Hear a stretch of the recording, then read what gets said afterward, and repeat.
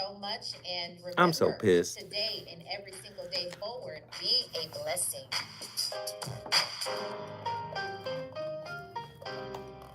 Schwank gang gang. KBLA 1580 Santa Monica. I'm Amber Payton. Here's the latest on the Black Information Network. A new bill is trying to bring attention to maternal health in North Carolina's Black communities. State senators introduced a measure that I don't know what to say. Damn. Training and a perinatal education grant. Everybody hit the like button coming in. We had to start the show. I don't know what to say. I don't know what to say. From childbirth. Lawmakers say Black residents are nearly 2 times more likely to die from pregnancy-related complications than white. Everybody hit that that like button. Heat is rising across the country, and the heat index in parts of New York are near the triple digits. New York City Mayor Eric Adams, who is Black, is encouraging residents to take advantage of beaches, sprinklers at parks, and shady benches. Meantime, Governor Kathy Hochul granted free admission to all state parks through Thursday and is encouraging New Yorkers to hydrate, spend less time outside, and check on their neighbors. That's the latest. I'm Amber Payton on your home for 24/7 News, the I hate it. Information Network. Head Start is now enrolling. Everybody hit that like button. Families with children of all abilities, birth to 5 years old. Children receive health screenings, meals, quality education, and more. Head Start, care for the child, a resource for the family. Visit prekkid.org. That's prekkid.org. Yeah, y'all, come on. At KBLA Talk 1580. Yo, yo, yo, like it up, like it up. We ready?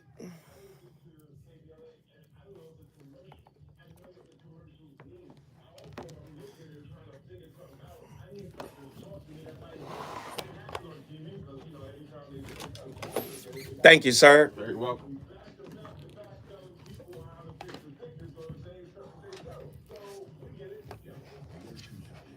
that's why at KBLA Talk 1580, we don't black down.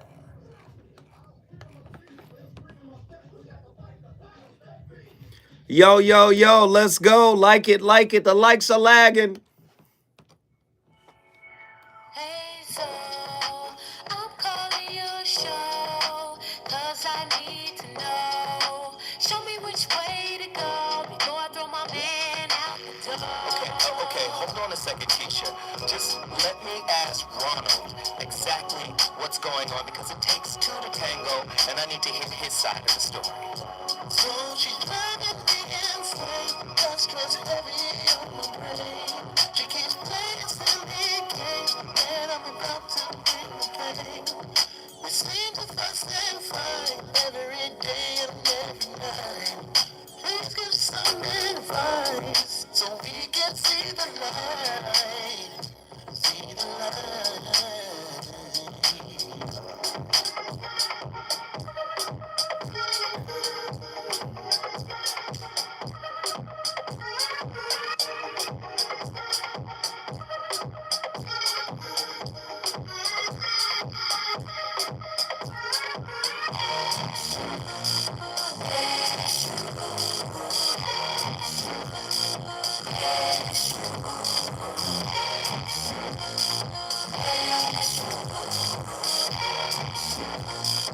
Eshu,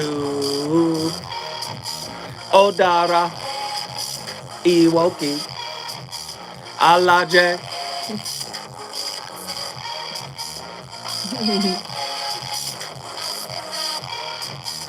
Lalu.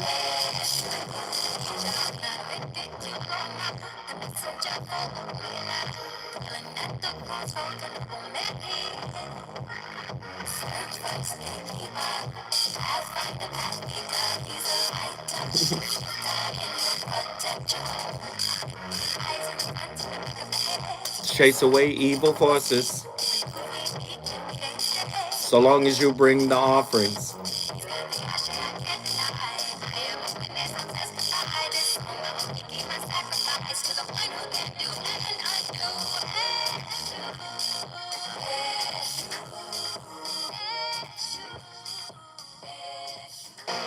Good morning, and thank you so much for coming today, and I really want to thank Vicki for having me be part of this wonderful think tank. You can see that my title is a dyad during pregnancy, the mother-infant relationship before birth and why it matters. We're going to be coming to this theme over and over again, that there's a relationship before birth between this mother and baby. And I too am going to start with a disclosure slide, which basically says I have no conflicts of interest, so we can work through that. I will say, however, that I am from New York City, and if I start to do that very bad New York thing of talking super quickly, please wave your hands and let me know that I am acting like a New Yorker, not being very polite. So I want to give you an overview of what I'm going to talk about today, and again, really looking at that pregnancy relationship. I'm going to touch on the idea, which you already know, but to emphasize it, that the fetus is hidden. But you probably don't really think about this part. It is actually quite a receptive fetus, and we've already heard a bit about that in terms of brain development. There is maternal transmission of her experiences to the fetus, and I'm going to be covering that. And then really wanting to make the point of the implications of this relationship before birth, and that is that this is a prime opportunity for early intervention and prevention. All right, this hidden yet receptive fetus. We all know that the fetus is rather hard to get access to. However, the fetus experiences the mother's life. The fetus's development, and again, all that brain development you just heard about from Pat, that's going on in utero. That means the fetus is perceiving and actually beginning to make associations in utero, learning. Therefore, it's really being affected by the mother's experience. And I want to point out, this is a 3D ultrasound of a 29-week-old fetus. This is... I'm sorry, she said enough. You've heard us talk about it before on The Voice of Reason. I'm back in the building to talk about it some more. See, we start with the person. They're attractive. They have humor. They're interesting. But if you don't know what happened to them while they were in the baby apartment, i.e. their mother's womb, if you don't know what went down in there, the mother's relationship with herself affects how the baby will relate with other humans. If something can happen in the womb, a mother could not, nurture herself. She may have negative self-talk. She may be codependent. So you guys remember in 2019, I put out a book called The Holographic Relationship, where holographic, the term itself, using the metaphor, talking about how the universe might be holographic and we're living in a simulation, right? The word holographic itself just means whole writing. You don't even know the whole story. The first few years of your life, you can't even recall with regards to memory. You don't remember 100% of it. You don't remember what was happening in the womb. But as she said, the fetus is highly receptive. See, this is why I'm saying it's so dangerous to bottom line your partner. Bottom line, you got to do this. Bottom line, you got to show up this way. Bottom line, you got to have this. Bottom line, you got to be this. When people lean towards that ideology or perspective, I know they're wounded. I know. Demanding that somebody got to be something for you is an indicator of the wound. Tonight's topic is going to be deep. Were you psychologically wounded while in your mother's womb? A deeper look at womb wounds and the development of maladaptive attachment styles. Can attachment wounds happen in the womb? Clearly, yes. What is reactive attachment disorder? Does attachment start in the womb? That's your first attachment. Can reactive attachment disorder be healed? What attachment styles do most narcissists have? This is going to be deep. This is going to be deep. If your mother misses an opportunity to nurture you, to acknowledge you, to approve of you, to love on you, even outside of the womb, it can help create a maladaptive attachment style. If a mother herself isn't healed, oh Lord, don't make me say it. I'm going to say it. I'm going to say it. I was talking to Cool Mo D one day, and Mo D said something that was quite profound. He said, when men are out of control, we can create violence and war indiscriminately. We can deliver violence and war indiscriminately, right? He said, when men are out of control, when men are not healed, we can produce violence and war, death, murder, mayhem indiscriminately. He says, but the opposite is true for women in many cases. He says, when women are not healed, they can give life indiscriminately. If you're not healed, mother, sister, would-be mother, why would you put a baby or allow a baby to be put in the baby condo? Right? If you haven't overcome yourself, this is showing us, holographically speaking, what happens to you happens to the fetus, right? What happens to you happens to the fetus.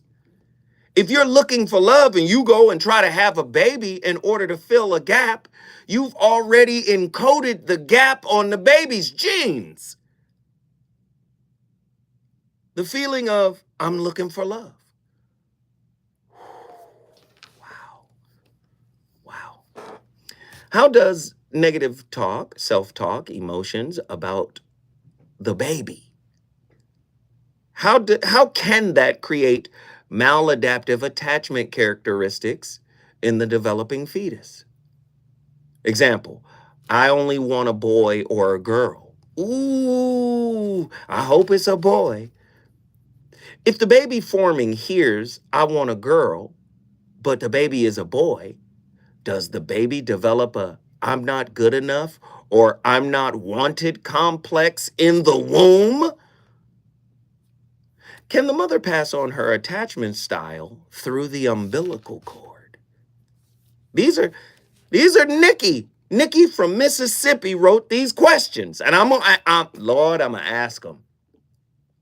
If the temperature can assist in determining gender, can the emotional temperature of the mother dictate in vitro the attachment style of the unborn? Can unhealed wounds of the mother create in the unborn a predisposition to a specific attachment style once born? Nikki is in here.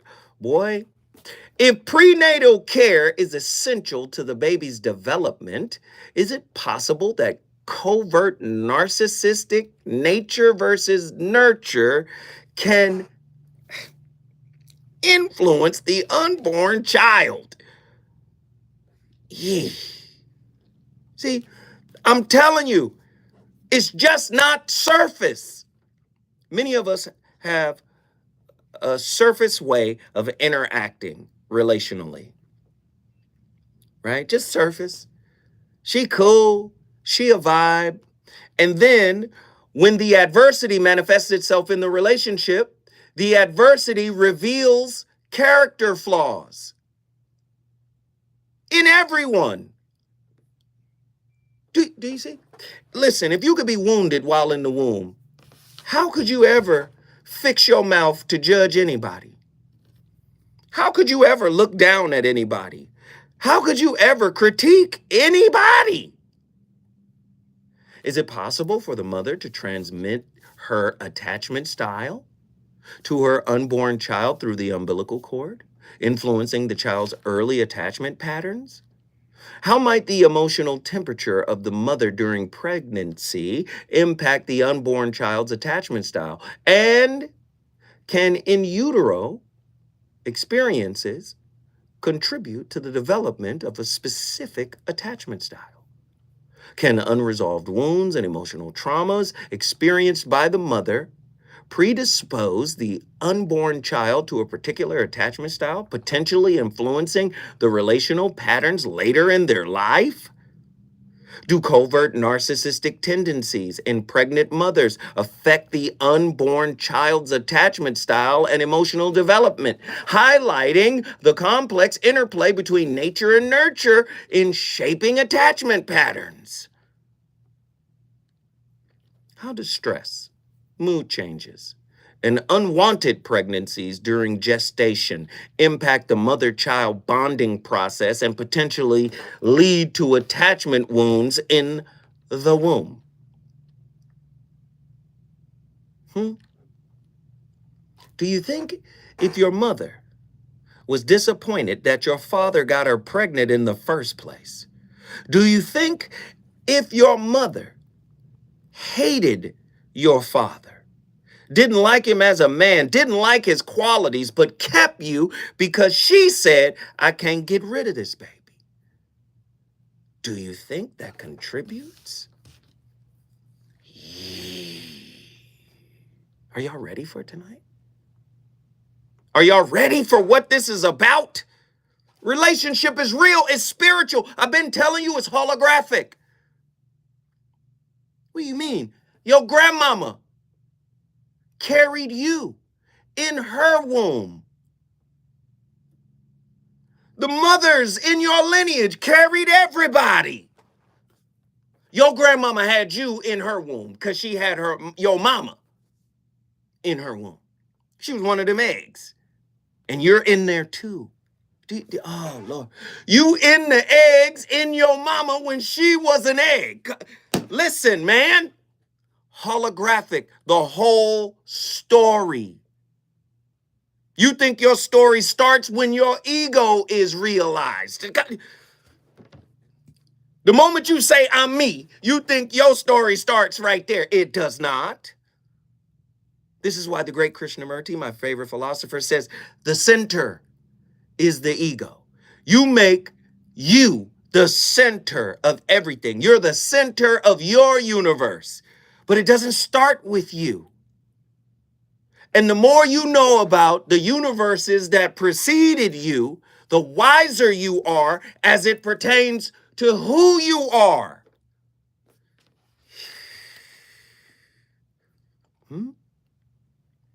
Are y'all ready for tonight's topic? I don't know. I can't say if you're actually ready. Right? I want to hear about it. What do you think you got from your mother? What did you model from your mother? Did you ever have candid conversations with your mother about how she may have failed you in your early childhood?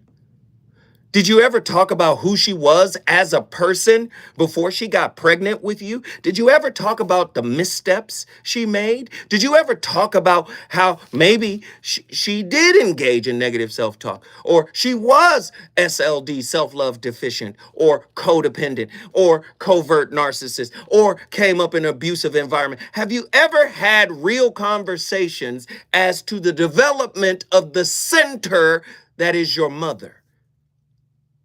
Because whatever she was working through is now working through you until you work it out of you. 1-800-920-1580. Get to your phone line. Get to your phone line. I need to talk to you this evening. I want to know what brought you here. When we come forward, this conversation shall begin in earnest.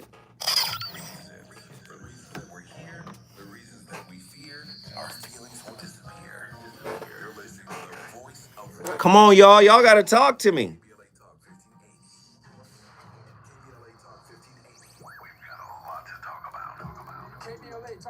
Y'all got to call in. Y'all got to talk to me.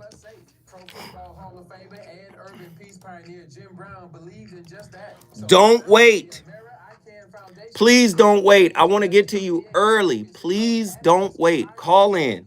Underserved schools and juvenile detention facilities, as well as adult incarceration. Okay? And reentry initiatives. The core of the America I Can program is its 15-chapter life skills curriculum. Mastery of these skills allows individuals to meet their academic potential, conform their Unc's framing the acceptable societal standards, and improve the quality of their lives by equipping them with what they need to confidently and successfully contribute to society. Today, the foundation is led by its president, Monique Brown, who has been actively involved in the organization for more than 25 years. The America I Can Foundation continues its work in memory of its founder, actor, philanthropist. Yo, man, you just missed the intro. We set it up big time. Everybody hit the like button, hit the like button. If you're enjoying the show, please cash app your brother a little piece of change.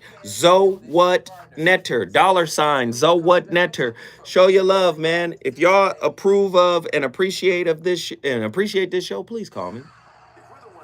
Please call me. Please call me. Please share. Please share. Hit that cash app, $, What Netter. We asking 5, 10, 20, whatever you got to give. Please share tonight. The company's downsizing. This is the third time in the last 2 years. I'm done with this. Have you thought about My Computer Career? I've heard they can train you for a career in IT in just a few months, including cybersecurity and the basics of AI. And you don't need prior training or experience. Now that's a recession-resistant career. Wow, thanks. I'll check them out. Go to mycomputercareer.edu and take the free career evaluation. My Computer Career. Tinka says she doesn't want to be first, so. Okay. Delegation, listen up. Not yourself lately. Has your weight loss dreams, have they turned into a weight gain nightmare? Have you been chasing those 20 pounds for the last 20 years? Then it's time for D-Herbs. D-Herbs Full Body Cleanse is a natural cleansing regimen that can help you lose 20 pounds in 20 days. The Full Body Cleanse will also boost your immune Come on, y'all. What is going on? This algorithm is real, just real funky. I'm starting to hate YouTube. Come on, YouTube, with your funky ass. Get together. Up and down. Some people get in, some people don't. Come on. Subscribe, like, share, do that. Mention KBLA 1580 and get 10% off your order. DHerbs.com. Experience healing. You know you want some more. It's the voice of reason with Zoe Williams on KBLA Top 50. Y'all ready for this?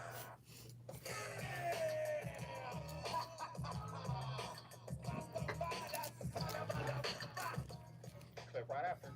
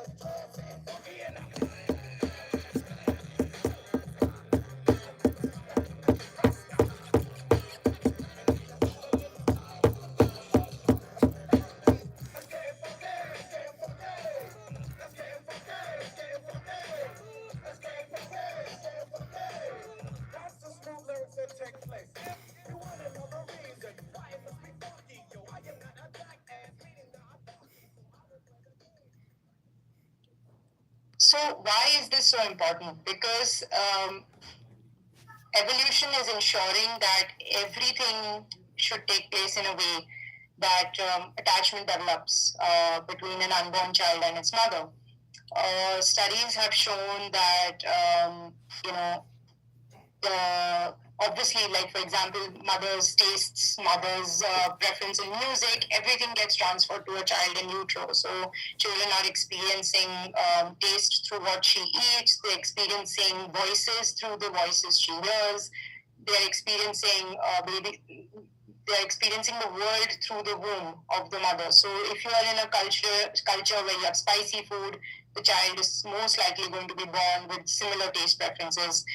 And language is something that is a very big part of social communication. It's a very big part of attachment. And we know from studies now that even babies born instantly after birth show preference to sounds from a language they've heard in utero, their mother speaking. And the mother's voice sounds very different to the baby in utero than other voices. So the reason why they develop preference for the mother's voice is because the pitch and the resonance internally, when the baby hears it internally from inside the mother's body, is very different than the way, for example, if the father is talking to the belly.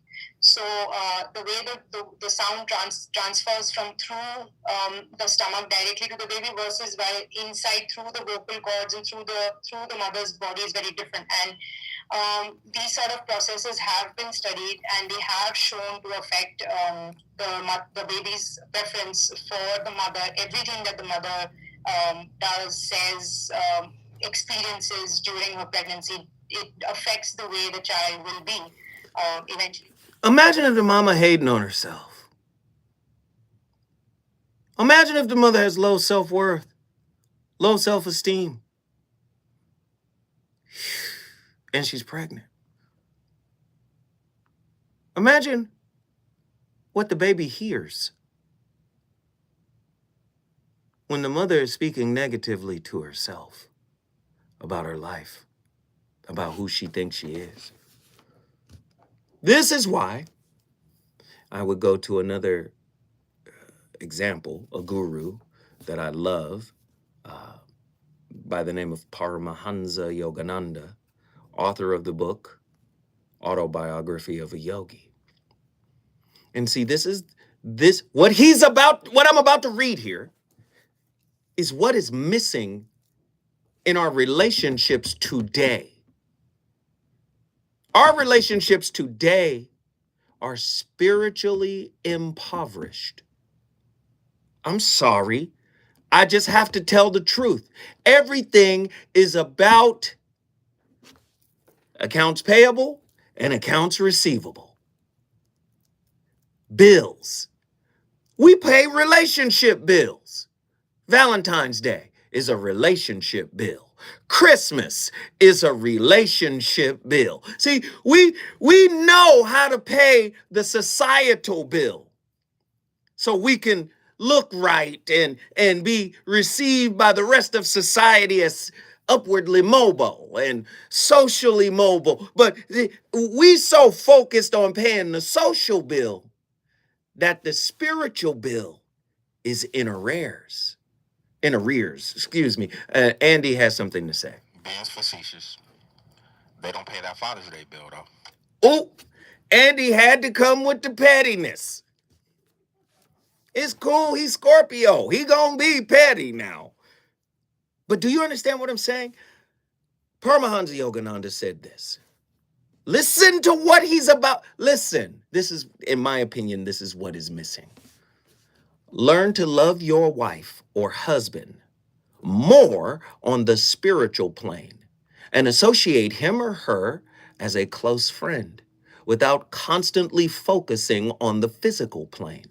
If you can do that, you will win the greatest of all battles in keeping your spouse inwardly loyal, respectful, and loving towards you.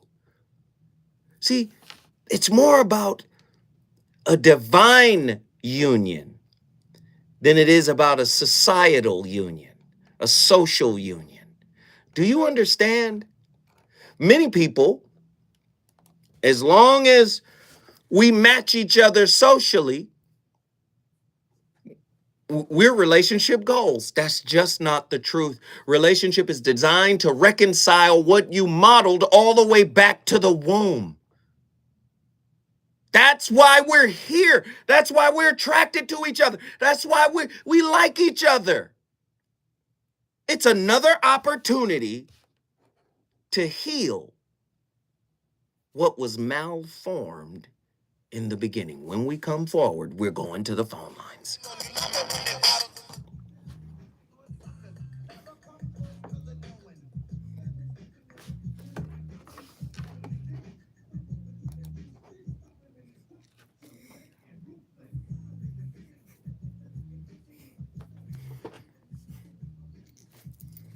All right, look, now's the time. Support the channel now in any way you know how. If that's sharing the video, if that's liking the video, if that's going to my Cash App, if that's signing up to my masterclass, which is going to happen this August, right? Do something to support the channel, okay? I don't know why there's such an influx of people coming in and out, in and out. I don't know why. I don't know why. But for the people that are here, I need y'all to be active, okay? Kenneth Clark, what up, what up, what up? You should call in, Kenneth. Yeah, YouTube's on fuckery right now. But everybody, please support, support, support. Do something, do something. Go to my Cash App. Anybody who hits me with a Cash App, what I will do is shout you out. You can leave a little note in the Cash App. As soon as it appears on my phone, I will read it, shout you out, and do whatever. But we got 5 minutes to show our love.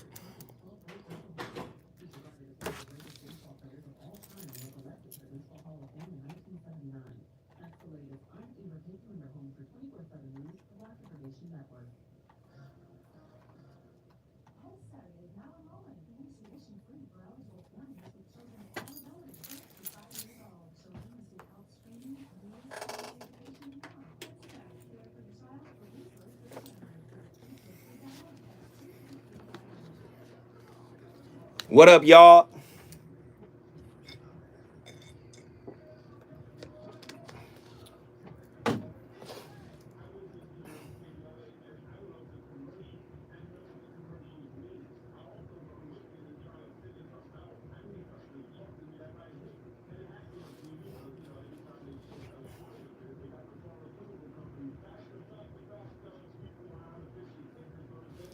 My man said literally the belly of the beast. Wow.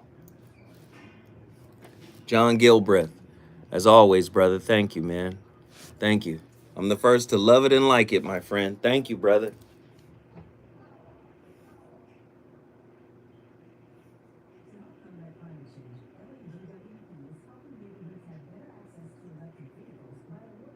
Happy Juneteenth, pretty brown Mimi. Thank you, John. John, thank you.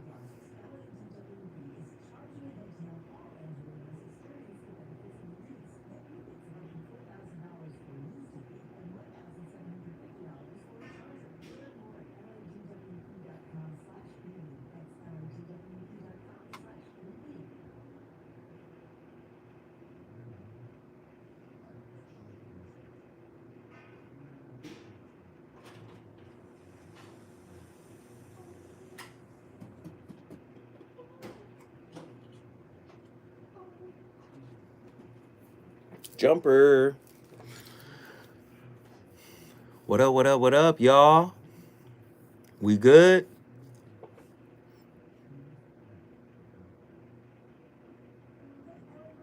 It is a very rich topic. Very rich topic. Very rich show.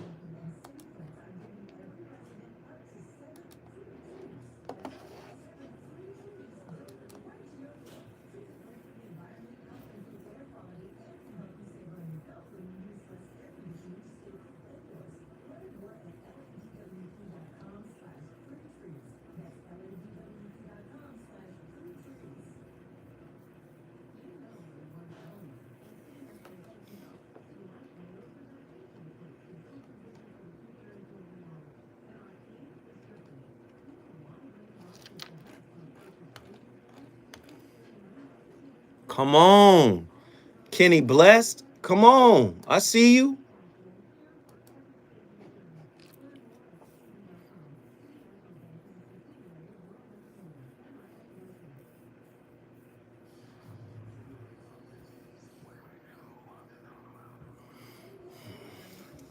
I'd have to figure it. I'll ask him. Andy.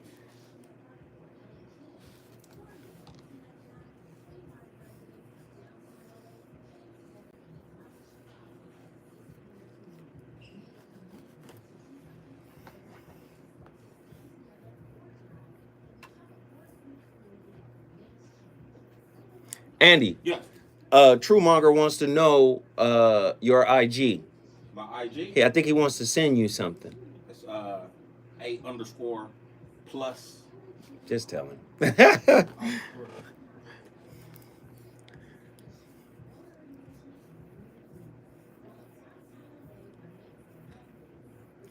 Twos and Fuse. Hit the super chat or the cash app. No cash apps. And we're about to go live, so. Boom, boom.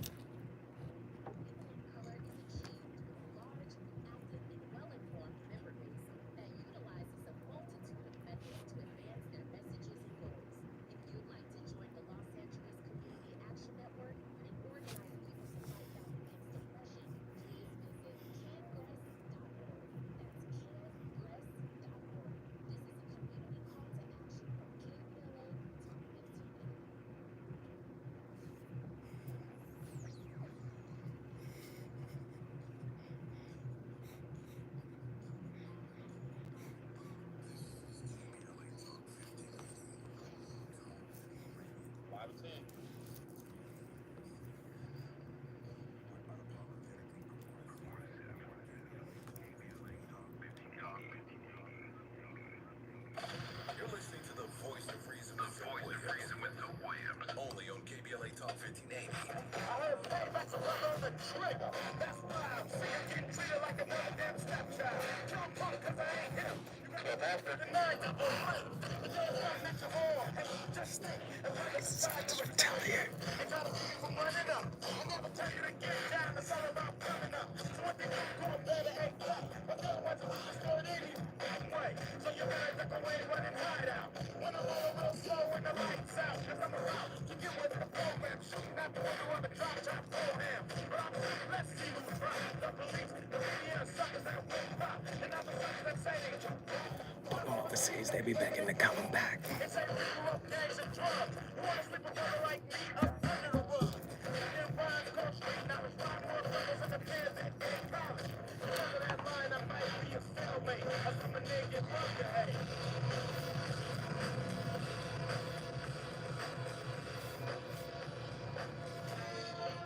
Once again, it's on. For me, there are three main steps to healing those young attachment wounds. One is witnessing. Second is a corrective experience. And the third is releasing and transformation. The witnessing is, can the younger part share what it's holding? Because we don't want the self of the client to say, oh, you're loved, I love you, everything's fine. That's not going to work. Where did this belief that I'm unlovable, I'm not worth it come from? The second step in that process is a corrective experience. And the corrective experience is internal. The part shares what it's holding, feels heard, seen, and known. It gets what it didn't get internally, and it's able to let go of what it's holding. It's witnessed by the self, and the self gave me what I needed and wanted and never got. And that's where the release happens. Wow. Wow. We got callers on the line. I was going to expound, but that was pretty profound.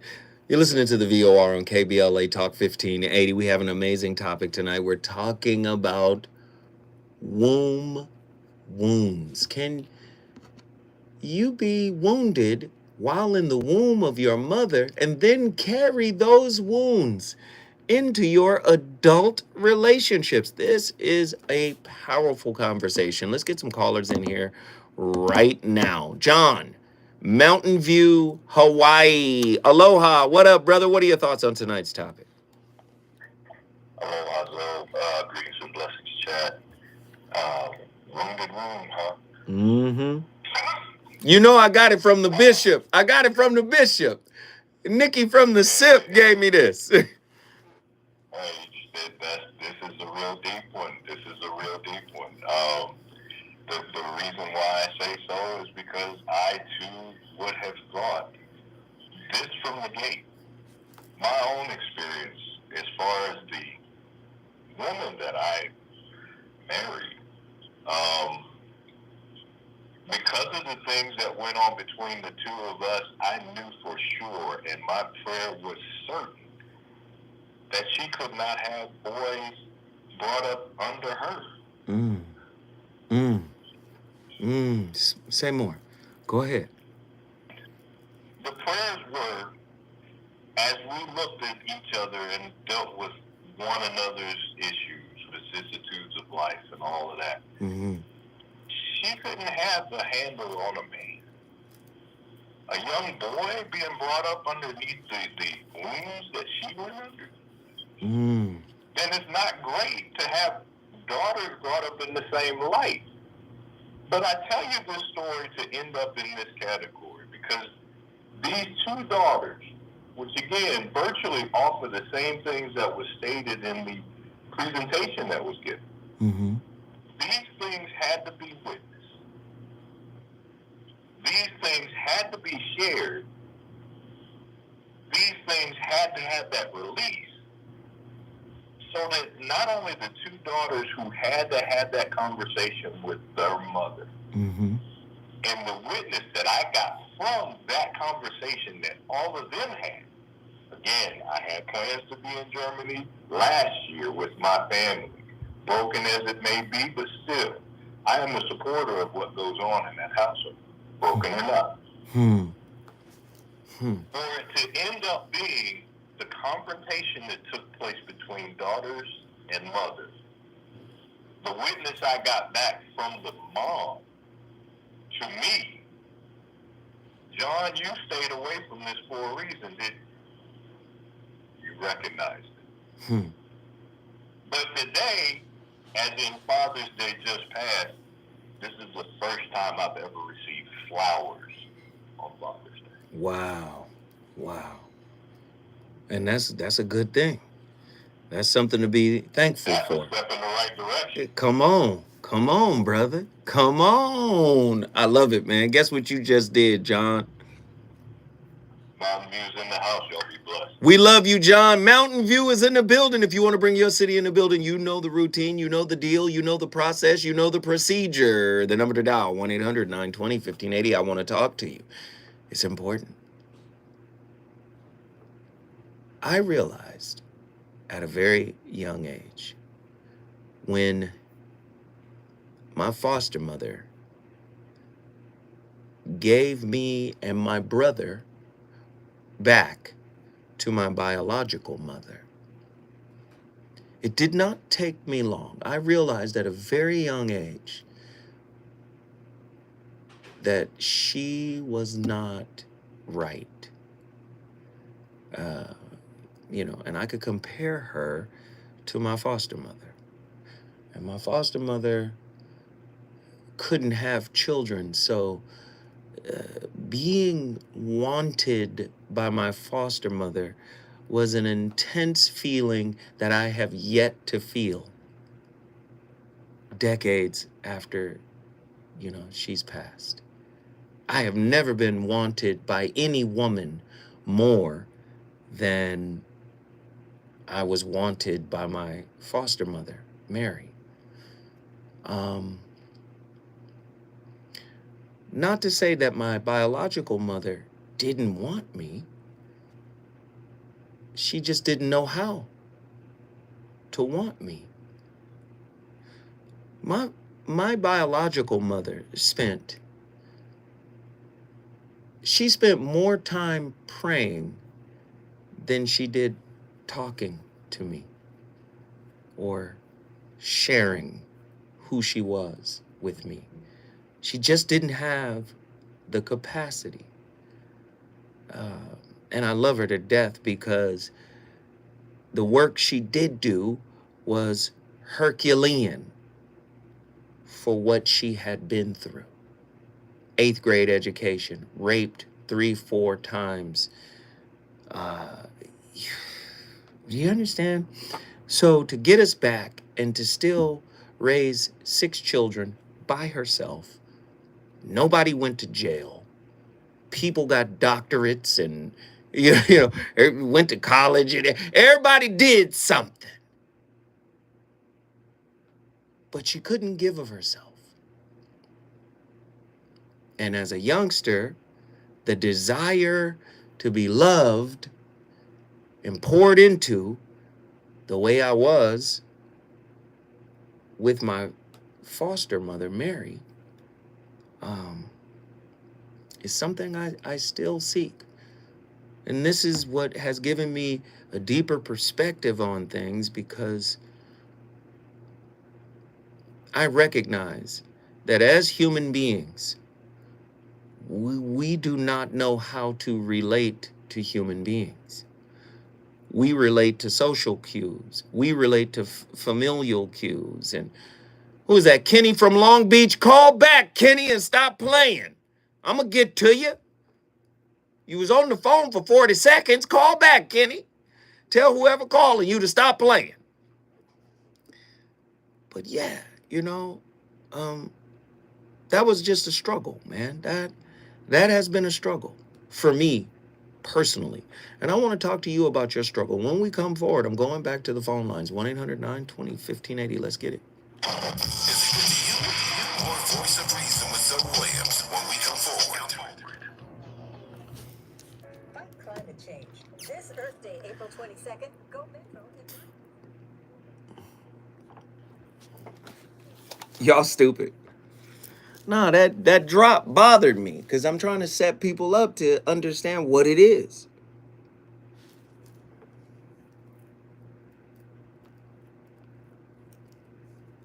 Oh no, Mary, man. Listen, she gave us back when we were 6. I was 6. My brother was 7. And the next time she sees me, I'm 24. And when I see her again, man, like, she messed up. She's ill. My foster father is ill. They're sick.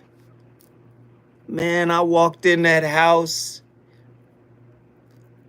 Man, when I walked in that house, she was on a rocker, one of them walkers. She was like, Lord have mercy, they done brought my baby back. When I tell you, she let out a scream, Lord, my babies. She just went off. And, I'm 24,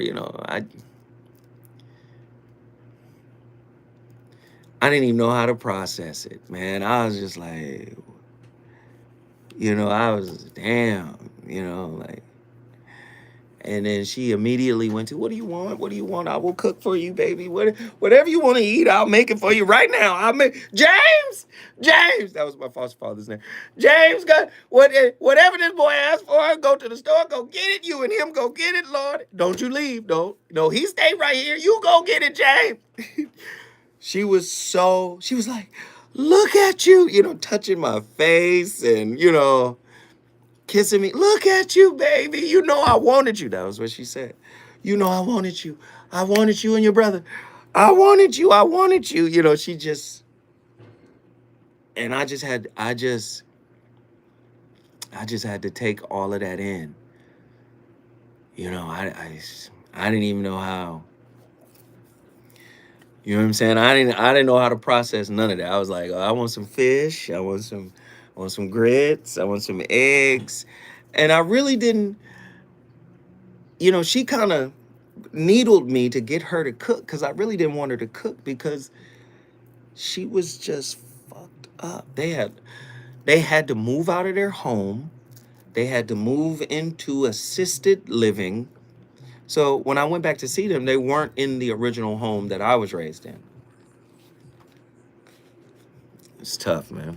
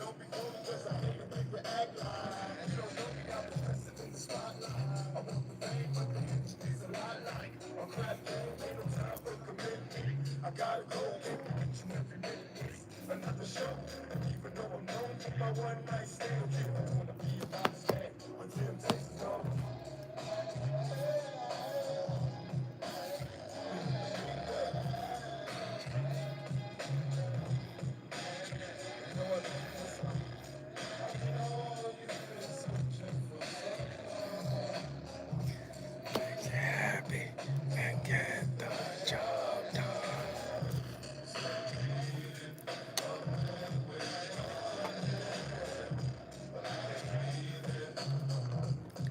You still care.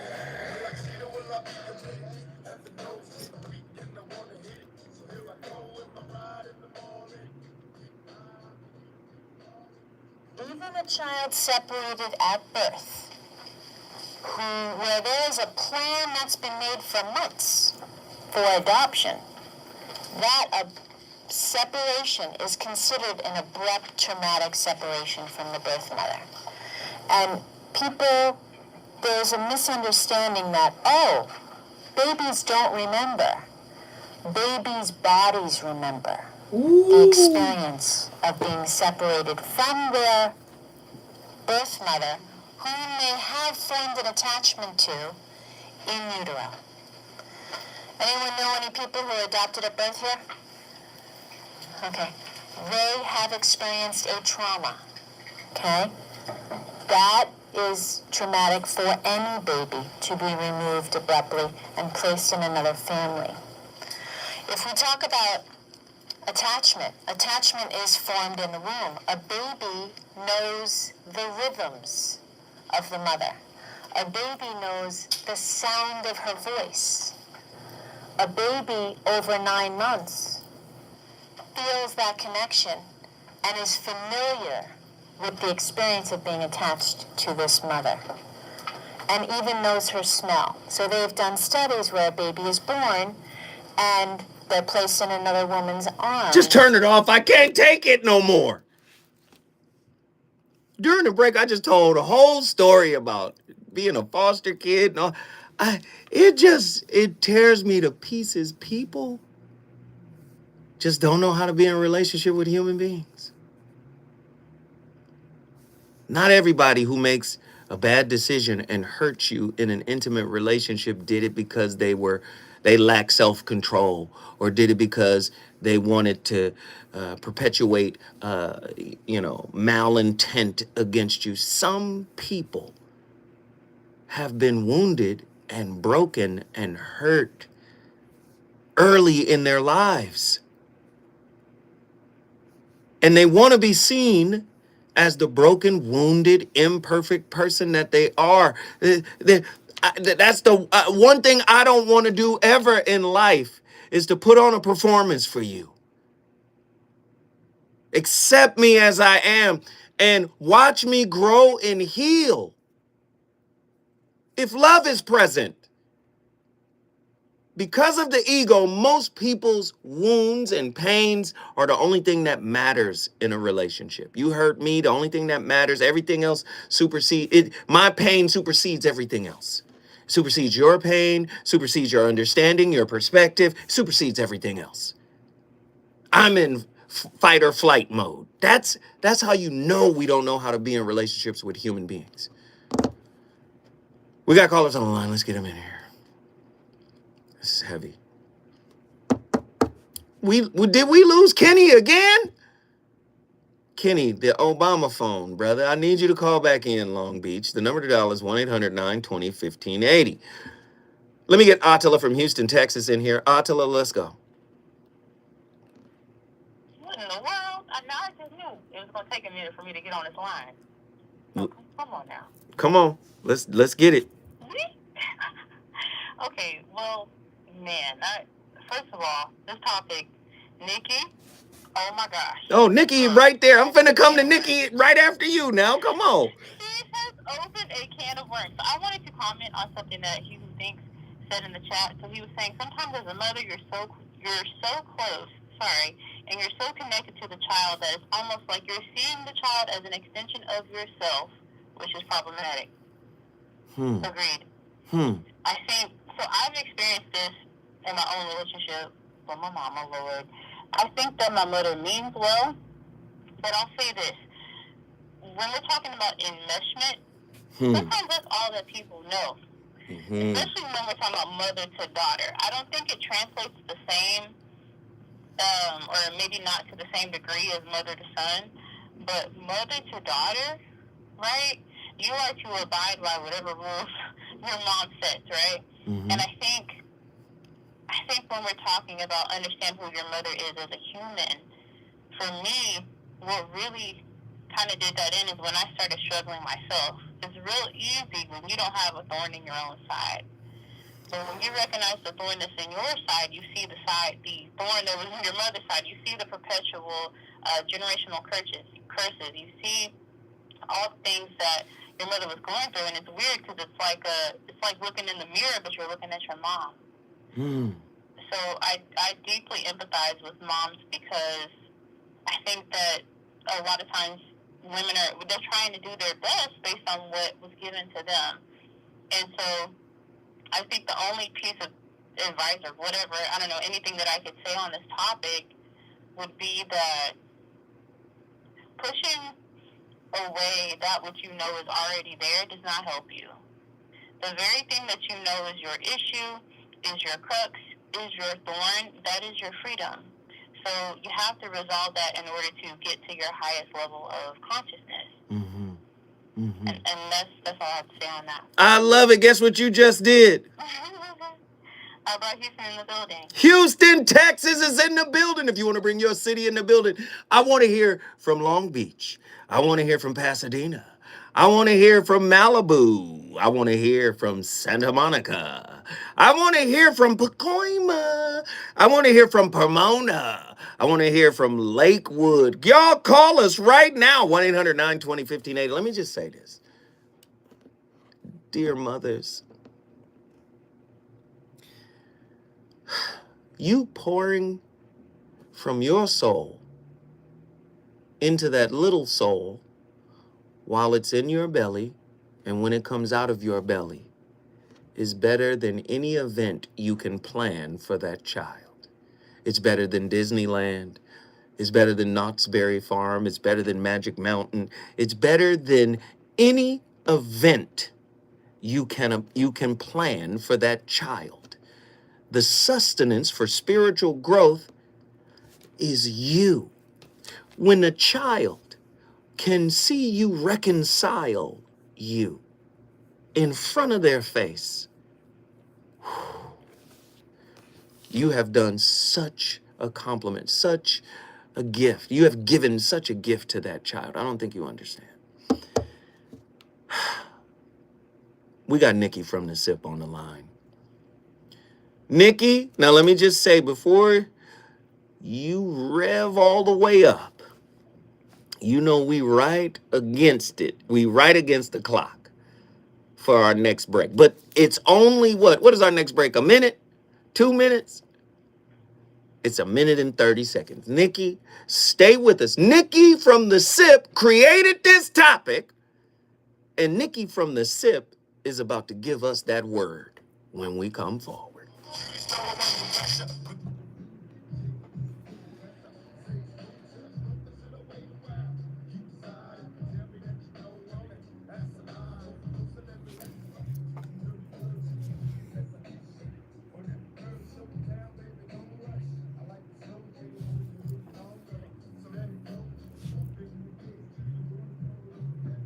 Don't worry, I let myself in.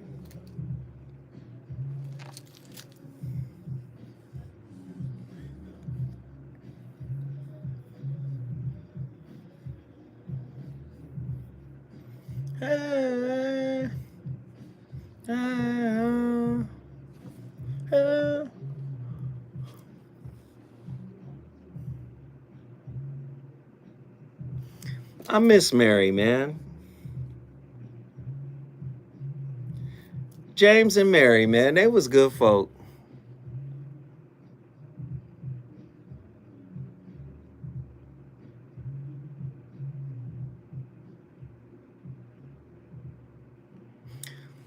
And the cold thing is,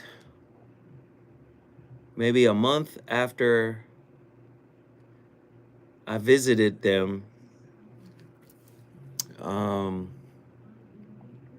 my brother goes down there and he sees them for the first time and they go crazy. And then 2 weeks after he leaves from visiting them,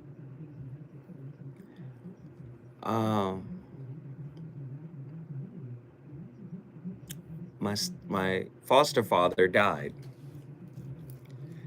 And then she called me, and that scream, that yell, James is gone. You know, she was. And then maybe 30 days after he died, she died. You know, and she was like, he was just holding on to see y'all. That's all. He was just holding on to see y'all. I said, you know, I was just like, fuck. You know, yeah, that shit was crazy.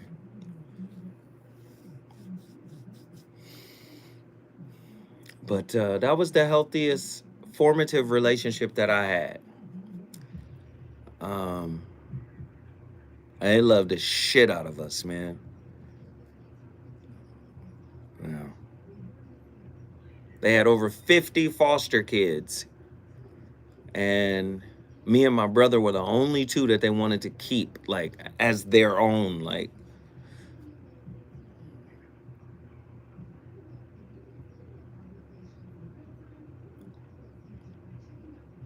You know, I share this story with radio and for you guys because I'm hoping I inspire somebody. But when I share this with somebody that I care about and it doesn't resonate, it's like, wow, you don't understand me. Crazy. Maternal. Fantasies and fetishes. Financial infidelity. I'm dating a fat person. Are they worth the wait? Trust me, this is gonna be crazy. How about the child wasn't his, and you still had to pay child support? It's a very heated topic. How was that right? Mama's baby, daddy's maybe. I just have so many questions I want to ask you. I was like, is this okay? Thank you, Reggie. I'm glad too. Betrayal has been committed. I hit you with a bad life routine. How does he maintain his capacity? I still want to pinch him in the nip. Why can't you open up, brother? I'm a karate man on the inside. They don't show their weaknesses.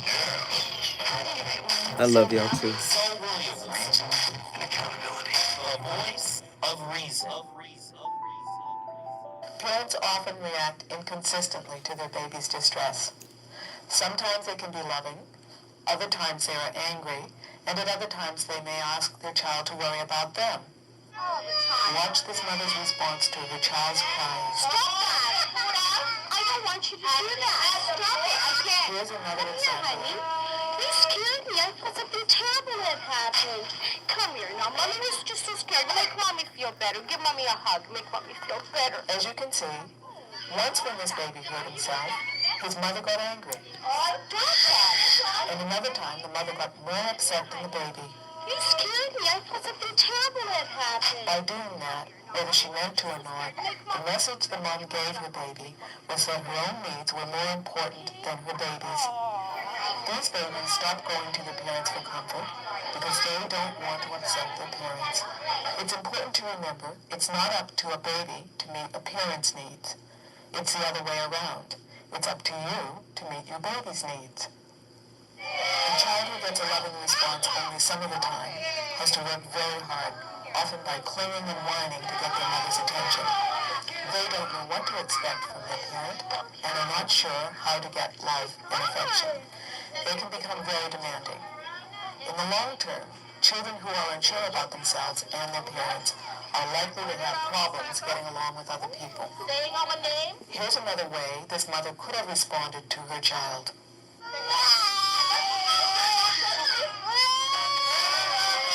See how this time the mom focuses on the baby's needs. See how she paid attention to her baby, calmly picked him up, held him close, and reassured him. She responded to her child in a loving way, and a baby whose parent responds in this loving way learns that he can count on his parent to be there when he needs her. Babies whose mothers respond in a loving way learn to trust that their needs will be respected and valued, and they in turn learn to respect and value other people's needs. Parents are inconsistent in how they show up for the needs of the baby. Do you understand that? How does that relate to the conversation tonight, tonight's conversation? We playing at this, man. Most people you know have been neglected in some way, shape, or form. Most people you know have been unseen, unheard at some point in their early development. And if it's severe enough, you might develop a maladaptive attachment style. And if the mother was doing it while you were in the womb, do you see? Do you see? It's bigger than, do we got tickets to the Grammys? Kendrick's concert is today. It's bigger than that. Yes, that's great. That's a moment. Yo, the West Coast is on fire. We turned up today. Kendrick's before. Yes, Juneteenth. See, when you're inwardly impoverished, external doings take precedent so you can keep your mind off of a nagging, gnawing wound that you've had since you were in the womb.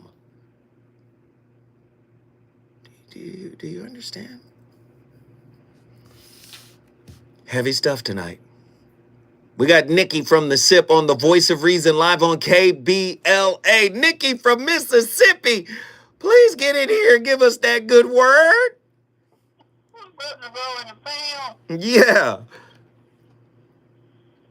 I didn't intend for it to be as heavy a topic as it is, but Come on now. You know what I'm going to do with it. You give me a topic, I'm going to get it. it's a real deal, man, and I want us to be getting better and well. One of your questions tonight was, what is reactive attachment disorder? Supposedly it's rare, but it means that a child can't form healthy emotional bonds. And scientifically, they look for the developmental age of a child at about 9 months to exhibit this characteristic. 9 months.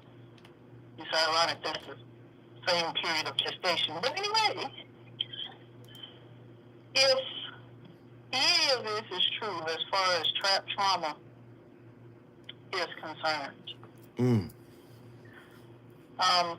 I'm saying that because I think we haven't been good at looking at how these experiences in the womb really manifest as we, assuming that we will, how it shows up in the body. The clip you played, the lady was saying that the body remembers. We may not in our psychological space, but our body remembers. And that has been my experience. I had an extremely traumatic mothering experience till I got to my mom.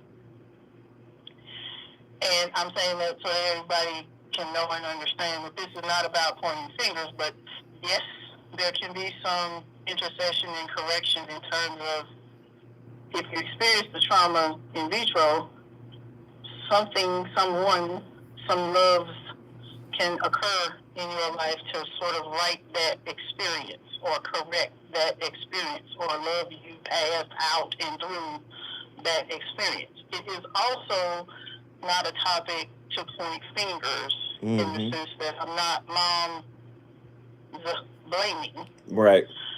And what it is more about is really understanding how and why. Because something happened to my mom that was traumatic for her to the point where she wanted to abort her child. But her child was, that child, it was like, no, because it didn't work. And I didn't know until I got much older that occurred with her. And And what that meant in me in trying to solve an ailment was a trapped trauma that I had to become aware of. And when she told me, it wasn't that I was upset, but it helped me understand.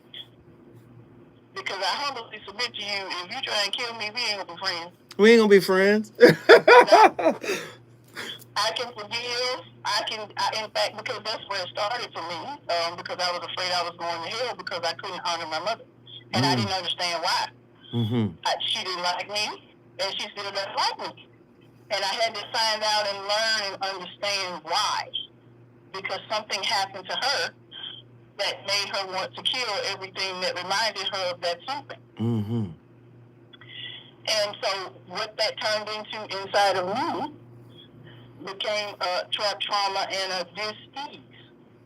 And in my quest to solve that dis-ease, I had to learn about that trauma she had. Because it continued to live in my body and I didn't understand why. Mm-hmm. And once I did understand why, it's a reason. This wasn't going to work from the beginning because you tried to kill me over there. So we just, okay, I can let you get free, and now I can get free. Because now I understand that this thing that happened back there in the room because of some trauma she experienced, though I lived, right? I didn't live in the whole sense because I came in the world fighting that trauma. That's before the predisposition for, high blood pressure or diabetes or any other stuff. I had the predisposition for that thing. So when we have our children, when we go about procreating, when we are being intimate and understand that can be a result. I put the example in there about I want a boy or I want a girl because that is negative talk to a fetus. The world tells us that the baby doesn't know and the baby doesn't remember. But I humbly submit to you, the spirit of that child that's in the womb knows whether you want it or not. Wow. And whether there is disappointment emotionally within you if you didn't get what your heart's desire was. And I just want us to be cognizant, aware, and pay attention to some of the traumas, not to blame mom, but to understand where moms and dads may have been in their experience when we were being formed. Wow. I told you from the beginning I love everybody. We know. Nikki. That Jezebel spirit ain't no joke, man. That's what made mom want to say, no, gotta go. I love you about to sip on in. Nikki from the SIP, thank you so much for this fire. We appreciate the topic. Thank you for you just tuning in, man. Tonight's topic was given to us by that young lady right there, Nikki from the SIP. Were you psychologically wounded while you were in your mother's womb? A deeper look at womb wounds and the development of maladaptive attachment styles. Very heavy topic tonight. The concept of attachment theory, popularized by psychologists like John Bowlby and Mary Ainsworth, emphasizes the importance of early relationships in shaping human development and emotional well-being. However, recent research and insights from multidisciplinary experts suggest that attachment wounds may begin to form even before a child is born, in the womb of their mother.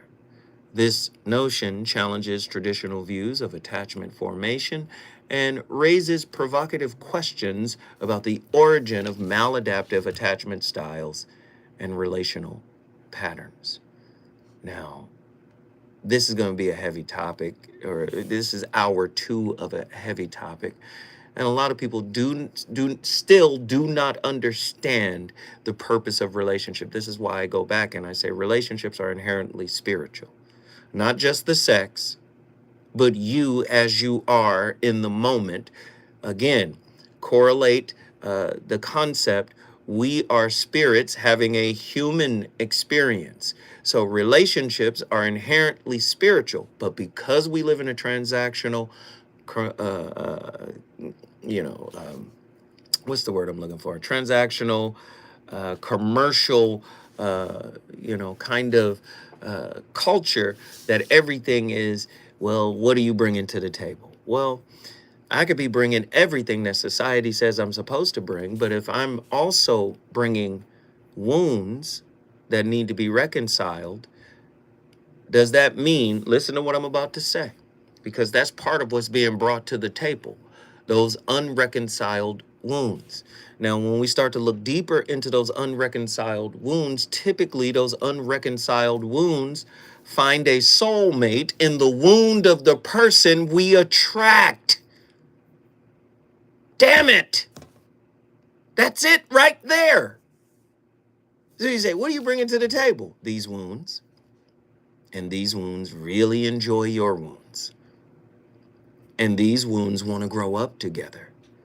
These wounds want to heal. That is being in a relationship with a human being. We live in a society that keeps saying, oh, I had enough. I didn't sign up for this. I'm not with this.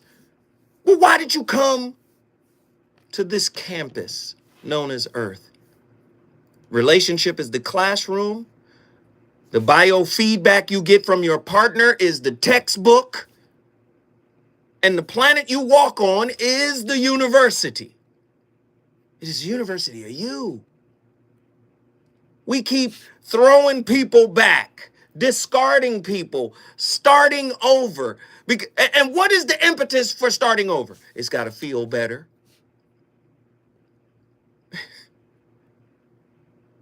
But that's not the purpose of relationship. We made relationship about feeling better. No, relationship is really about healing better. Do you understand? Heavy stuff tonight, man. Let's get in Nzinga. Nzinga. Pensacola, Florida. What up, Nzinga? Talk to me. What are your thoughts on tonight's topic?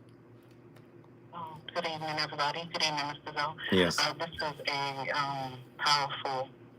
a very powerful topic. So, before I was born, my mom was addicted to heroin, so for those 9 months, she stopped. But she used to eat Argo. You know, if anybody, that's like cornstarch. And so, when I was born, the cornstarch kind of, I guess, if I had to explain it, dried out the womb. So when I came into the world, you know, I came out through C-section with the umbilical cord almost wrapped around my neck. So, you know, I came into the world with through trauma, I guess, so to speak. So while I was in the womb, my mom was kicking this habit. She had a Jones for something. She had a wanting for something that she couldn't have. And so not only, I guess, did she pass some of that that's manifested in different ways, she got sick at the end of her life. My mother was very pretty. And so when she got sick, she kind of went into hiding because she was shamed. And so she inadvertently passed that to me as well. So I do have to deal with these things post-mortem, which is a little more difficult because I have to deal with it in spirit. I have to deal with it in dreams. And, you know, I had a reading, and in the reading, I didn't even bring up my mom at all. But the person who was doing it, she asked. Wait. Stay right there. Stay right. Nzinga, we need just to breathe for 1 second. Oh, this is powerful stuff. You're listening to the Voice of Reason on KBLA Talk 1580. Hold tight. Nzinga's gonna finish it. Woo! Nzinga, blessings. Blessings, sweetheart. Blessings. Love, love, love, love. Everybody pour love on Nzinga. Pour love towards Nzinga, man. Man.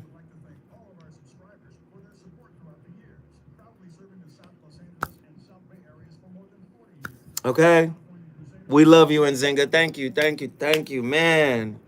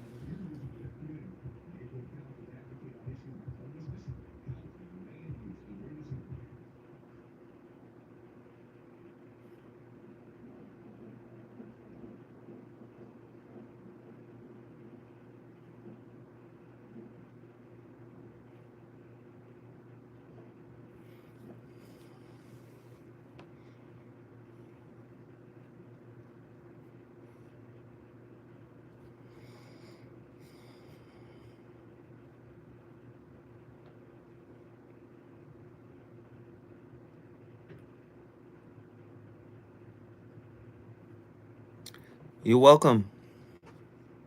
You're welcome.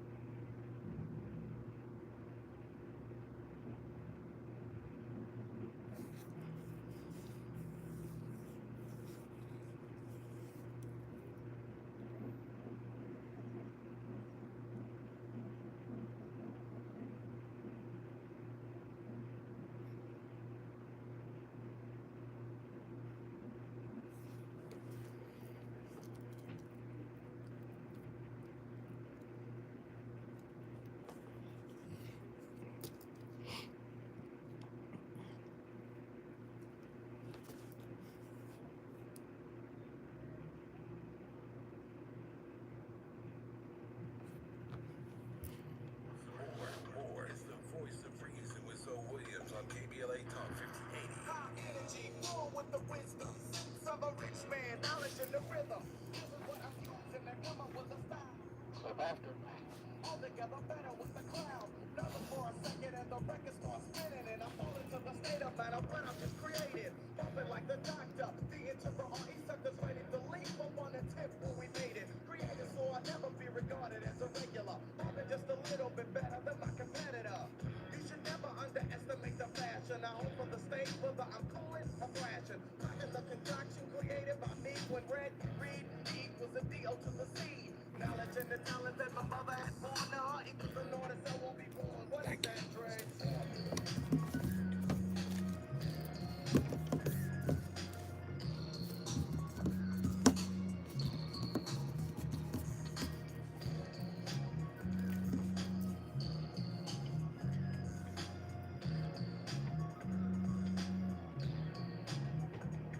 It's like a message that only I can understand. But those who want to comprehend will again be in the midst of a brother.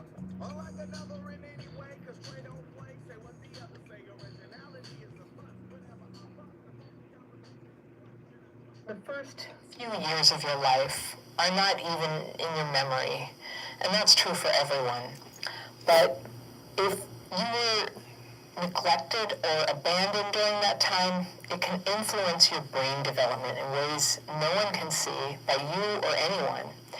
And so you may have grown up blaming yourself, feeling like you're doing something wrong because you have classic signs of trauma during infancy. And one example of where this kind of trauma can begin is in children who are adopted. Now, even when they're adopted by loving parents, there can be an injury to development with a common pattern of symptoms. Things like struggling to know who you are, what your needs and preferences are, and what you actually want in life. Not everybody who's adopted has those, but that is one pattern. And you can be left with, as well, a chronic sense of insecurity, which is totally understandable. When it's coupled with that diminished sense of identity, it can make you susceptible to other people's agendas. Rather than strike out on your own path, you might find it easier to go where you're told, or to mimic the choices of the people, who are in your space or who you depend on. So my letter today is from a woman I'll call Kathy, and she writes, "Good morning. I'm 64 years in age and still feel like I've never reached adulthood or grown up. I've rarely felt deeply, honestly happy my entire life, although I think I pulled off pretending all was normal or okay most of my life. I wasn't abused. Here's the backstory, although for me I will never truly know if I was lied to or given half-truths.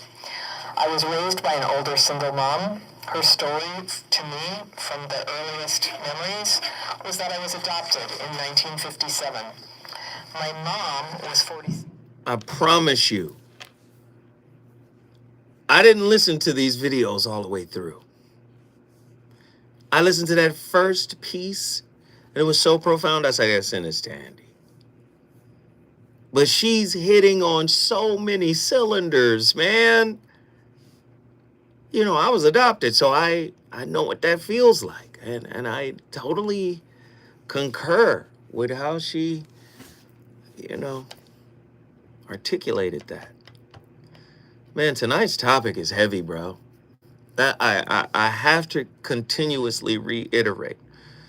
Relationships is about shadow work. Relationships are about shadow work.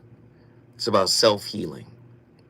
Your partner is your holographic spiritual mirror, right? Your central nervous systems are connecting.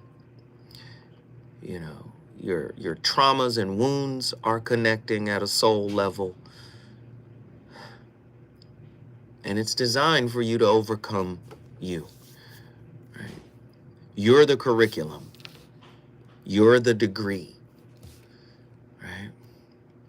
Heavy stuff to talk about tonight. Let's get back to Nzinga. Nzinga was on complete fire, talking about her mother and how she was clean while she was pregnant with her, but yet she still, you know, had some kind of fixation. You said it was some type of, what was it, corn or something? It was cornstarch. Cornstarch. You know, people, yeah, she would eat it like by the spoonfuls, and I guess that affected me in the womb. So I would say my mother did have a life. She was a singer. She played the piano. So from her, I did get a little bit of a voice. From her, I did get, you know, she used to always instill in me charity begins at home. She instilled in me, you know, she loved to say, those ain't your friends. And she has never been wrong. She's been there for a long time, and she has never been wrong about that, I would say. But I would say what else I inherited from her was like that spirit of shame. And so I have to work that out with her post-mortem, which means I have to do most of the legwork. And, you know. Well, you are the legs. You are the legs. This is your work now. This is your work. I'm realizing that. Yeah. Because epigenetics said we're going to pass it down anyway. So she passed the baton to you. Yeah. This is your work. And I want to finish the race. Because, but had she been here, you know, we would be going into therapy together. So, I mean, so that's what I mean when I say I have to do most of the work. You're going to be okay. Thank you. I appreciate that. I have no doubt. I have faith in myself, and I have faith in this process, and I have no doubt that I will be.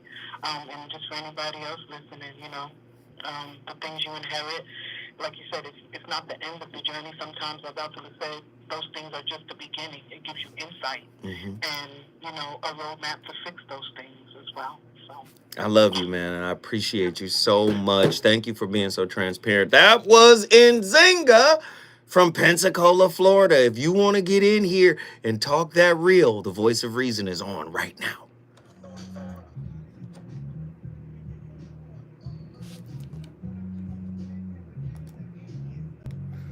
Woo! Reggie, I'm coming. Fire Lord Azula.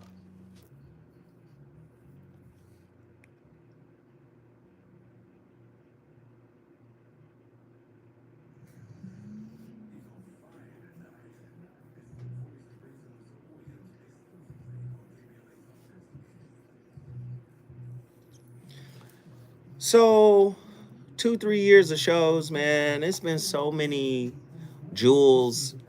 And every time they get a social media person here, the social media person wants you to have a person to go through your shows to find all the jewels.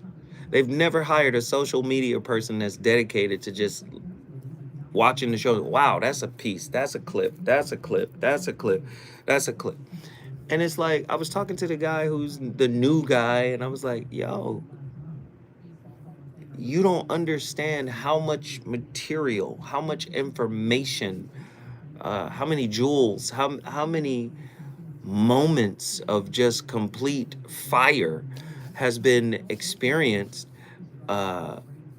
you know, on these shows. And I said, my show is not a, you know, a current event show where it's just, oh, we're talking about Michael B. Jordan. Yeah, that's an easy clip to get. Like everybody's talking about that or whatever that may be. I said, man, you gotta mine the vault, bro. Yeah, yeah, yeah. When I get a chance, and it's like if I'm supposed to do it by myself, then why am I here?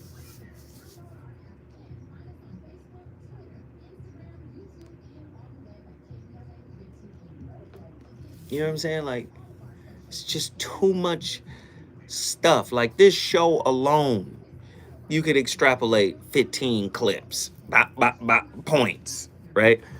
Is everybody got, everybody's got the same philosophy, Oh, you could blow up like Kevin Samuels if you just put out these clips. Well, cultivate the clips.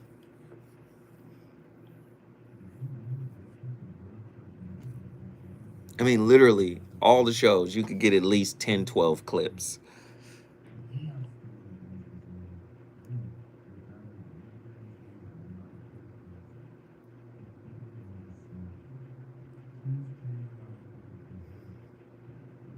Yeah.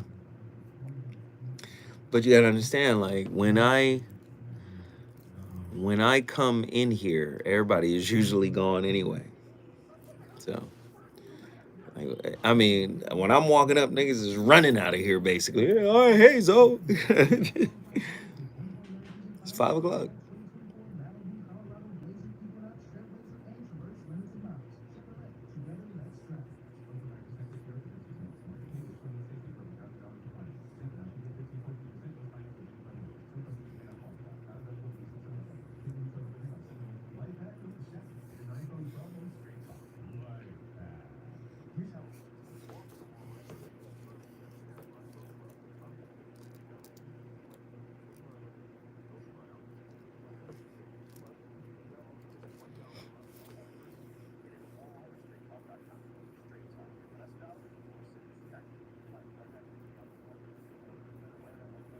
Right.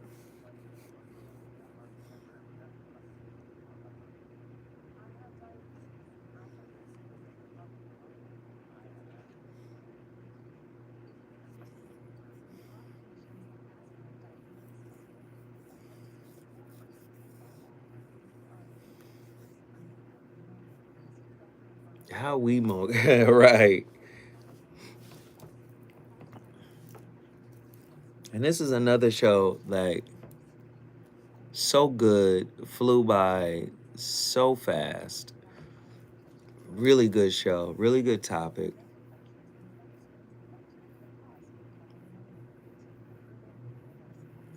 Good evening, Barry.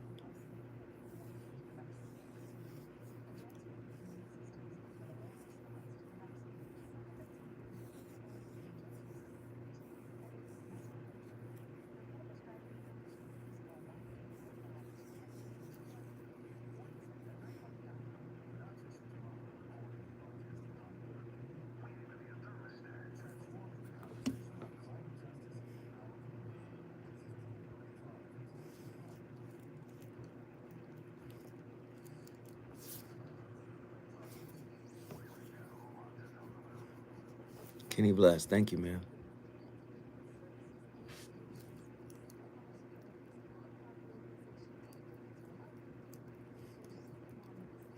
Well, this is my YouTube channel, Kenny Bless. So you're talking to me on that.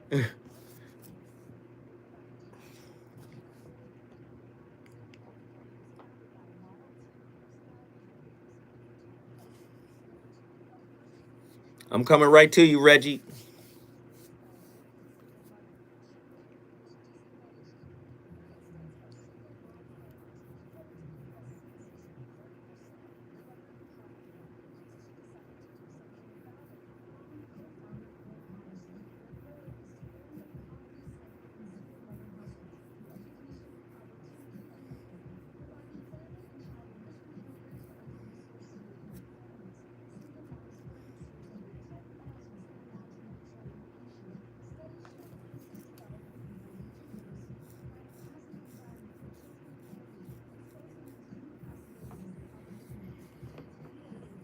I'm talking about the broadcast, though. I understand.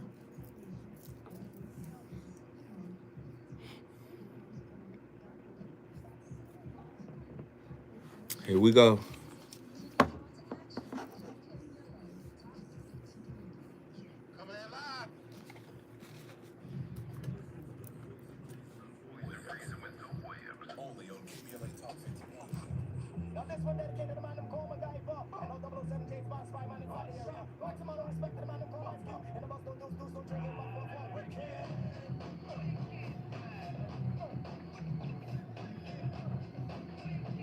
What happened?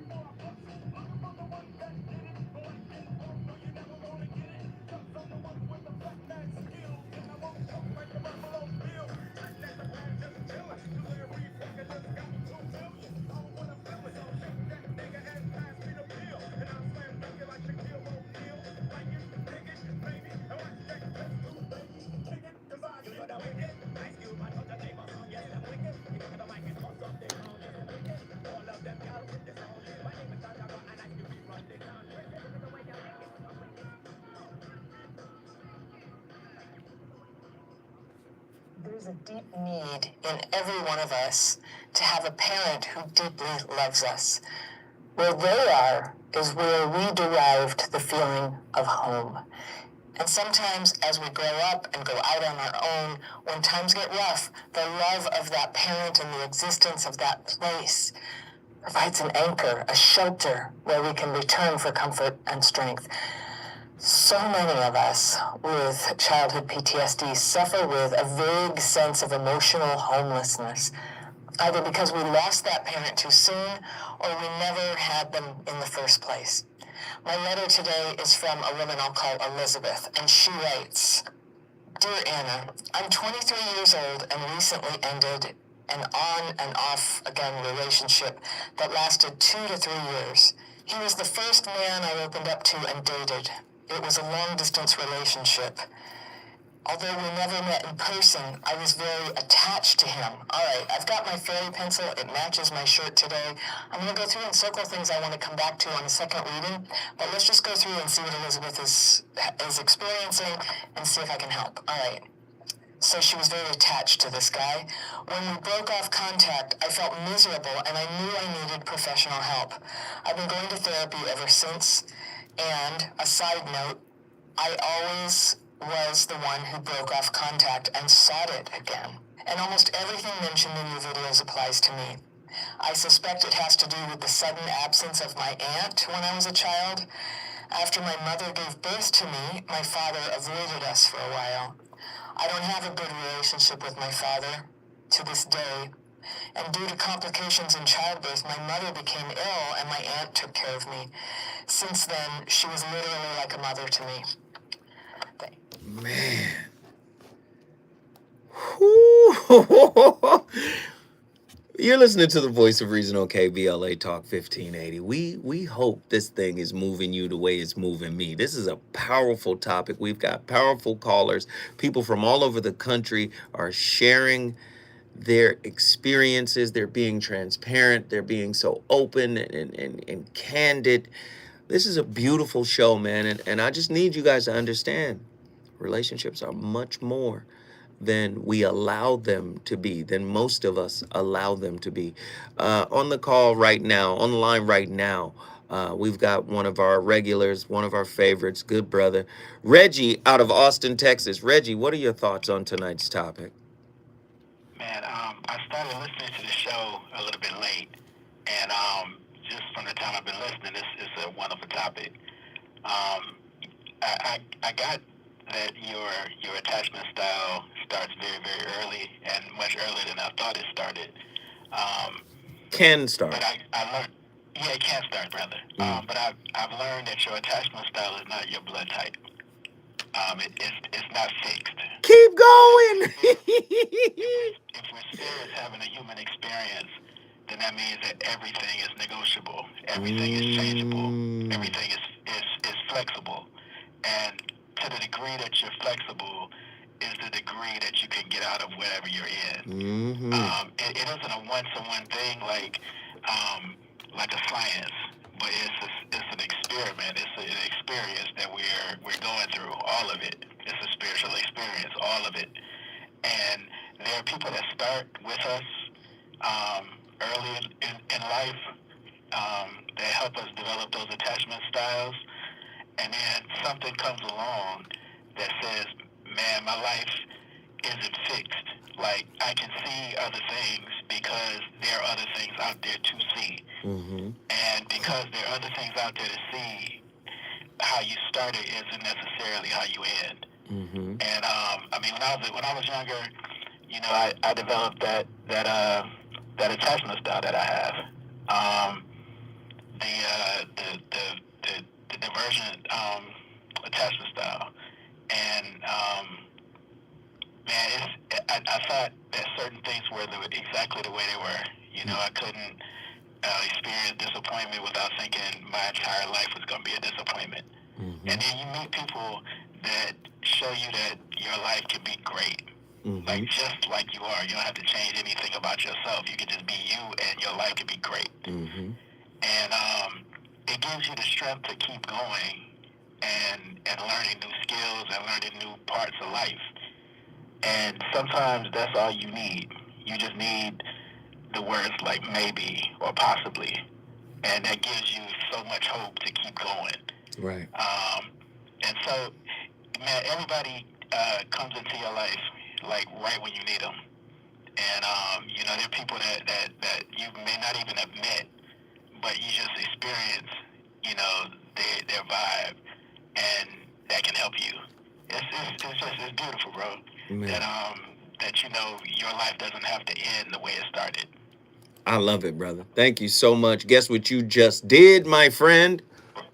Austin in the building. Austin, Texas is in the building because of Reggie. If you want to bring your city in the building, you know what you gotta do. The number to dial is 1-800-920-1580. Let's get Reverend L from Dallas, Texas. He's up in here. Talk to us, Rev. What's going on, brother? How you doing, man? I'm doing good. I got in a little late also, but I caught on fast. And one thing I want to mention too, and you touched on a piece of it, all this womb trauma and everything, it comes from your DNA. Your DNA can change over time because it's an adaptable molecule. So your characteristics of certain things, the way you handle stuff, it's really not you. It's coming from the past and how your people and even the influences of people around you help you adapt to certain things. You know how some people fly off the handle on things, some people are calm about stuff. That comes from somewhere. So you develop that as you age. So when I hear people, and this, like I said, it's just my opinion, when I hear people saying, oh, this is just how I am, you know, I just take this baggage with me because I'm afraid to trust people, I'm afraid to hurt. You have to change that mind frame. And you get around people, positive people, and influential people to help you change that mind frame. But also, too, is a dirty game. So some people might not have to do as much work as some others. And some people, you know, probably need to do some real deep therapy to change those wounds that come from the past. And to give a little small testimony of myself, both of my parents were not the best. And that's being nice about it. But my grandmother took me in, showed me different things, showed me different ways of how you handle stuff and everything like that, and it created who I am today. So I know what I was born with, but the influence that I had coming up being around positive people, being around people that didn't want me to hurt or suffer the traumas of my parents, they molded me into who I am today. So that's what I just say about the energy of people. It's just those generational curses, you can break them, but I feel like it comes from, you know, the things around you help you change, especially coming from that DNA. I love it, brother. I love it, brother. Reverend L, guess what you just did? What's that, brother? You brought Dallas, Texas in the building. If you want to bring your town to the get down, all you got to do is call 1-800-920-1580. We are on fire tonight. When I come forward, the voice of reason, I'm going to break some things down. Let's go. More Voice of Reason with Zoe Williams when we come forward.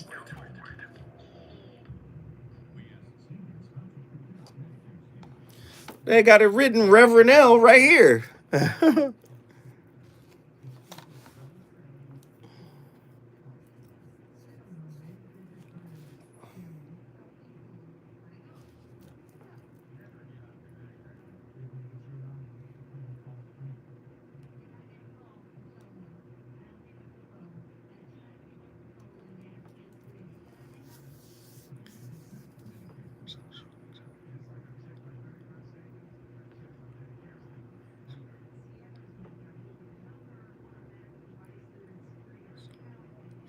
No, I think they can be healed, but I don't, yeah. Rev L Ratchet, we appreciate the call, man. It was really good. It was really good. Very powerful.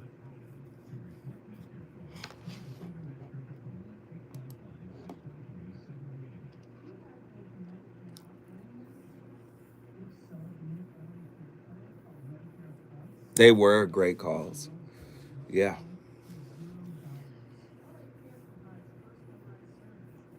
When the student is ready, the teacher will appear.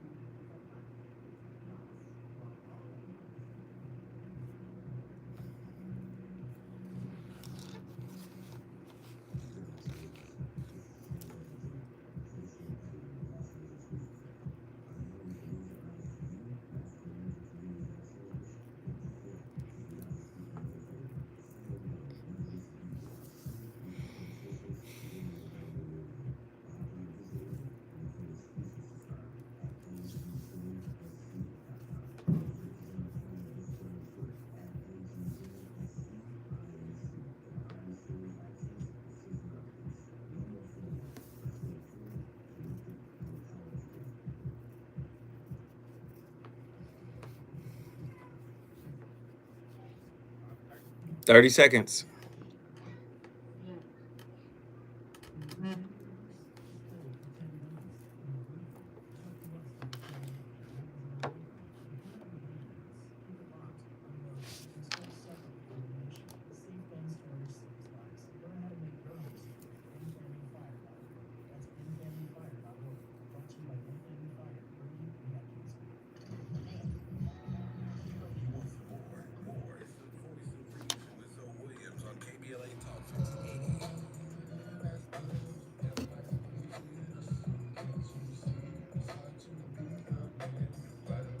Last clip.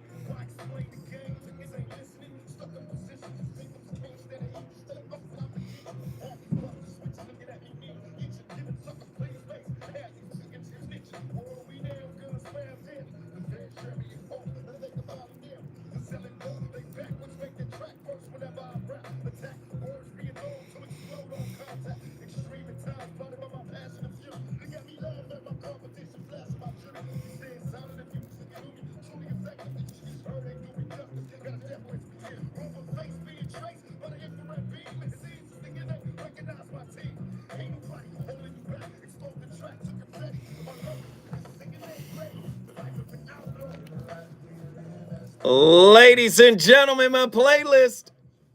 We got a clip. Let's go. How do you heal even the attachment traumas that can happen early in your life, before you're born even, but that are affecting you in your adult life? Today we're going to explore this question with one of the world's foremost experts on healing trauma, Peter Levine. But first, just a reminder that Relationship Alive is my offering to you to help you have the most successful relationships that you can have. If you're finding the show to be of benefit in your life or in the lives of those you love, please consider a donation to help ensure that we can continue in our mission. To choose something that feels right to you, just visit neilsatin.com/support or text the word support to the number 33444 and follow the instructions. And remember, every little bit counts. This week I'd like to thank Wafa, Marie, Timothy, Karina, Sylvia, David, Angie, and Anita. Thank you all so much for your generous support of Relationship Alive. Also, if you haven't downloaded it yet, Okay, he please taking too long. Okay, he done did a whole promo. I wanted him to get right to the meat and potatoes. But if he won't, I will. So Reggie, I love Reggie when Reggie calls because he's 100% right. When it comes to maladaptive attachment styles, I mean, attachment styles are fluid. You could be secure and your partner can be or can have an insecure attachment style, whether it's anxious, preoccupied, or dismissive, avoidant, or fearful, avoidant, and they can pull you to one of those, either avoidant or fearful or dismissive. They can anxious. They can pull you in that direction. So they're fluid in the sense that you can rewrite them, and that is the purpose, in my opinion, for why we relate in the first place. Our job is to find out what that attachment style is, then begin to work on rewriting it. In my book, The Shrouded Lighthouse, there's a chapter, and I think it's chapter 14 or chapter 12, that talks about self-authorship, right? And I also talk about one of the greatest breakups in your life is to be able to break up with the patterns that your parents initially established, especially if they're toxic patterns, right? And listening to Reggie, it made me think of a linguist that I love. His name is Alfred Korzybski. And Alfred Korzybski has said some pretty profound things as it pertains to linguistics. And one of his famous quotes is, "The map is not the territory." Very powerful statement. The map. And for psychological purposes, I'm going to say the modeling is not the territory. Just because you modeled unhealed wounds, or just because you've taken in some things before you could even remember those things, it doesn't mean that it has to stay with you forever. The map territory mental model is about understanding the difference between perceptions, the map, and the actual reality, the territory, right? It's like having a map of a city, right? The map can help you navigate and understand the city, but it's not the same as walking the streets and experiencing the city yourself, right? Road closed, intersections get blocked. So just like a map can be outdated or incomplete, our beliefs might not always match the real world exactly. The map of reality is not reality. Even the best maps are imperfect. That's because they are reductions of what they represent. If a map were to represent the territory with perfect fidelity, it would no longer be a reduction and thus would no longer be useful to us. A map can also be a snapshot of a point in time, representing something that no longer exists. This is important to remember as we think through problems and make better decisions. Do you see? Again, the map is not the territory. You can take what you inherited and recontextualize it, right, as a plan to evolve. Sure, I've been through this, but whatever I've been through is not what defines me. takes me back to Alfred Korzybski. The definition creates the condition. Be careful of how you define yourself. As Reggie pointed out so eloquently, this is the way I am, right? No, you want people to accept you for being psychologically and spiritually lazy. You want people to adjust to your wounds demands as opposed to actually spiritually growing up. The adjustment only lasts if it's coming from the inside out, right? Trying to get somebody to fit your model, trying to get somebody to fit the map. I think it's unfair to ask them to fit your map of reality when in fact the map does not represent reality. It represents your perception of reality. Let me read it again so you can hear it. The map territory mental model is about understanding the difference between perceptions, the map, and the actual reality, the territory. Let me give you an example of that because my friend Tone Talks just came into my channel on YouTube. When you have black folks saying Cheesecake Factory ain't enough, or that's not good enough, or when you have black folks saying, yeah, when we buy this $2 million or $4 million house, not all black people can have those kind of aspirations when you look at the map territory mental model. The map may say, yeah, we can move in that neighborhood. But when you look at the territory, you say, wait a minute, not all of us can do that. Why? Well, you look at wealth and how it's dispersed in America. You got one group that has over 90% of the wealth. So how are you going to make your reality fit the map? It isn't to say, oh, this is negative talk or, you speaking down on aspiration. It's really not talking about that. It's saying start from reality. Don't start from the map. The map is a perception. Listen, we started the conversation. It's up to you to finish the conversation. Zoe Williams, the voice of reason, always on fire. I'll be back tomorrow with another slapper. Much love. Deuces!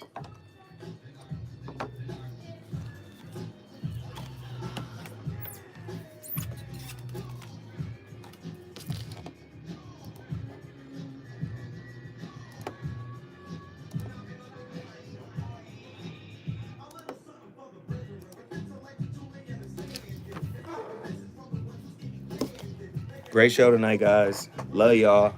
Appreciate everybody for being in here. Appreciate everybody for rocking with me. Number love.